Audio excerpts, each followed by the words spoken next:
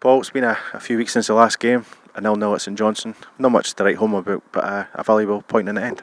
Yeah, it was a valuable point, as you say, Mark. It was actually quite a dure game. You know, the chances were few and far between, and both teams eventually cancelled themselves out. But you know, after losing to Kilmarnock the previous week, we were actually delighted to get back onto the points. So you know, we've got 7 points from 4 games. So from that point of view, it's very good. And obviously, it's a local derby and it's an away game. And you know, with St Johnstone looking for their first win, we had to make sure that it wasn't going to be against us.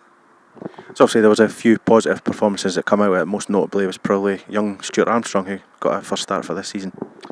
Well, Stuart's been knocking the door for a wee while, and he's progressing very well. So it was up to Stuart to take his chance, and he did ever so well against St Johnstone. And he was unlucky because of his spell. You know, he took it on, and just keeper saved it. And obviously we could have went 1-0 up, but Stuart on the occasions usually tucks him away, and we were actually surprised that the keeper foiled him. But from that point of view, he's been playing well, and like everything else, Ryan Dow's the same. You know, they've been knocking on the door. So you know, it's up to the players to give the manager a headache.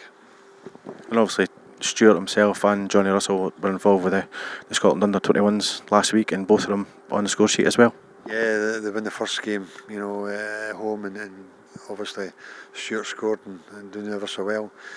Just really unfortunate in the away tie against Austria, and the lost 3-2 with Austria scoring in the last minute. And you know, I think it would have helped them to qualify in the playoffs to try and get to the championships and more further rounds for that championship. But it's just unfortunate, and it's good to see that Johnny and Stuart are playing regular for the under-21s, and obviously Johnny especially regular for the first team for Dundee United.